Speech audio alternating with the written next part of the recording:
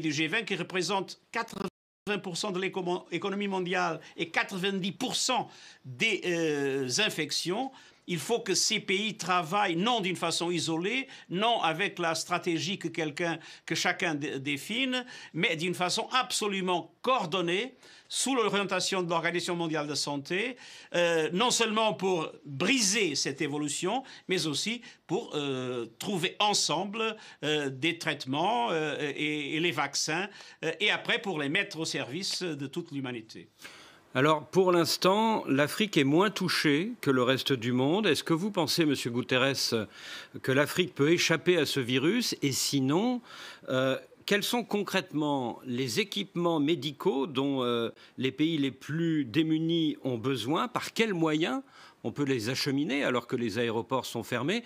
Et puis, quels sont, à vos yeux, en Afrique, les pays prioritaires pour cette aide? Premièrement, la maladie est en train de se développer rapidement aussi en Afrique.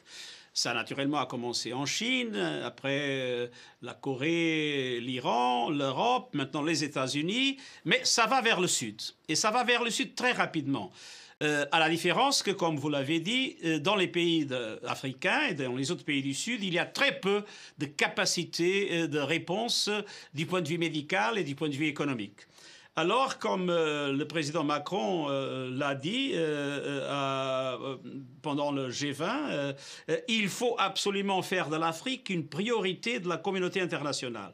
Ça veut dire un investissement massif et du point de vue de la capacité des équipements dont vous avez parlé, des équipements des tests, des équipements des respirateurs, des équipements pour que les médecins et les autres travailleurs de santé puissent être vêtus, des masques, etc. Tout ça à un niveau gigantesque. Ça nous faut une mobilisation gigantesque, une priorité absolue, parce qu'on est encore à temps, à mon avis, d'éviter le pire, mais sans cette mobilisation gigantesque, je crains qu'on aura en Afrique des millions et des millions de personnes infectées, et même si la population est plus jeune que dans le Nord, dans les pays les plus développés, il y aura nécessairement des millions de morts. Et après, dans une situation comme celle-là, où le virus se transmet sans limite, les risques de mutation sont plus grands. Et s'il y a une mutation, alors tout l'investissement qu'on est en train de faire pour les vaccins sera perdu. Et la maladie reviendra du sud vers le nord. Alors c'est dans l'intérêt des pays du nord de faire cet investissement massif en Afrique. Et ça implique vraiment, du point de vue technique, du point de vue financier, un effort gigantesque. Et je suis absolument convaincu que les pays africains ouvriront leurs aéroports pour que ces équipements puissent rapidement être transmis. Mais ça nous oblige à une logistique qui, à mon avis, le G20 pourrait coordonner. C'est la proposition française ou franco-allemande que le G20 pourrait coordonner pour permettre ce mouvement massif d'équipements et de ressources financières. Monsieur le secrétaire général, vous savez que le nerf de la guerre ou le nerf de la lutte contre le virus, c'est évidemment l'argent. Vous avez lancé un plan de réponse humanitaire mondial, un appel aux dons à hauteur de 2 milliards de dollars. Mais juste à titre d'exemple, le Premier ministre éthiopien réclame, lui, la somme de 150 milliards de dollars d'aide, rien que pour l'Afrique. Alors, les pays occidentaux sont préoccupés par les ravages de la pandémie chez eux. Est-ce que vous pensez qu'il ne faut pas un geste fort d'aide, voire d'annulation de la dette, par exemple, de ces pays les plus pauvres? Non, mais nous parlons de deux choses différentes. Ce qu'on a lancé, c'est un appel humanitaire pour les situations les plus vulnérables. Ce sont les camps de réfugiés, les camps de personnes déplacées, les pays où il y a encore un conflit. Alors, ça ne correspond pas aux besoins d'aide aux pays du Sud en général et à l'Afrique en particulier. Si on regarde le paquet approuvé par le Sénat américain, on parle d'à peu près 10% du PIB américain. Et d'après les évaluations que nous faisons, il nous faut effectivement une mobilisation de ressources pour appuyer les gens, pour appuyer les personnes, pour appuyer les entreprises, pour que parce que c'est une crise humaine, ce n'est pas une crise financière comme la crise de 2008.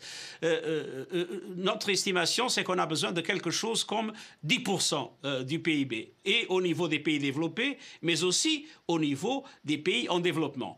Ça veut dire qu'il nous faudrait, vers le Grand Sud, une mobilisation de ressources que, en anglais, on dit 3 trillions. Je ne sais pas exactement comment traduire en français. 3 000 milliards. Trillion dollars. Parce que... exactement, 3 000 milliards de dollars. Alors, c'est l'estimation que nous faisons. Le Fonds monétaire international a une capacité de prêter à peu près 1 000 milliards. Je crois on devrait faire une émission de droits de tirage spéciaux avec l'objectif d'appuyer les pays en développement.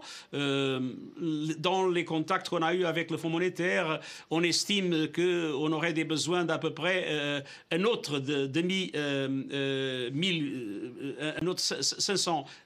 500 000 milliards. Et en même temps, il nous faut absolument avoir ce qu'en anglais s'appelle les swaps entre les banques centrales pour permettre que les économies émergentes puissent avoir la liquidité nécessaire pour faire face à leurs besoins immédiats. Et en plus, renforcer la capacité de la Banque mondiale, d'autres institutions financières internationales et d'autres mécanismes d'aide coordonnés. Et notre estimation, c'est cette estimation d'à peu près, comme je vous disais, au moins 10% du PIB global et 10% du PIB dans le monde en développement. Et cette aide massive n'a rien à voir avec la demande qu'on a faite des fonds pour de l'aide humanitaire spécifique dans les cas les plus vulnérables. Monsieur le secrétaire général, il nous reste 2 minutes, si vous permettez. Et je crois qu'il faut absolument le faire. Monsieur le secrétaire général, il nous reste 2 minutes, le temps est très compté, donc c'est la question politique aussi, si vous avez le temps de l'aborder, elle est importante. À tous les pays en guerre, vous avez lancé un appel solennel au cessez-le-feu, mais regardez au Sahel et surtout en Libye, eh bien personne ne le respecte cet appel, puisque les combats continuent, ils redoublent même de violence, comme si certains voulaient profiter du focus international sur le coronavirus. Est-ce que votre appel ne risque pas d'être un échec ? Oui, il risque d'être un échec, mais on est en train de tout faire pour l'éviter. Tous mes représentants spéciaux, tous les chefs des opérations de maintien de la paix sont activement engagés dans des négociations, et en Yémen, et en Libye, et en Syrie, et dans d'autres endroits, pour essayer de transformer cet appel de feu. Et cette acceptation a été annoncée d'ailleurs par les deux côtés du Yémen, par quelques-uns des acteurs en Syrie, même en Libye, maintenant récemment au Cameroun, aux Philippines. Alors, je vois qu'il y a un mouvement, mais entre l'acceptation, un principe d'un cessez-le-feu et l'application concrète, il y a tout un travail énorme à faire. Et là, il faut que tout le monde puisse s'associer à cet appel et faire pression sur les acteurs de la guerre pour qu'ils comprennent que notre ennemi, c'est le virus. Ce ne sont pas les autres hommes et femmes des pays qui sont en conflit. Merci, Monsieur le secrétaire général, de nous avoir accordé cet entretien. Et merci à vous de nous avoir suivis sur nos 2 antennes, RFI et France 24.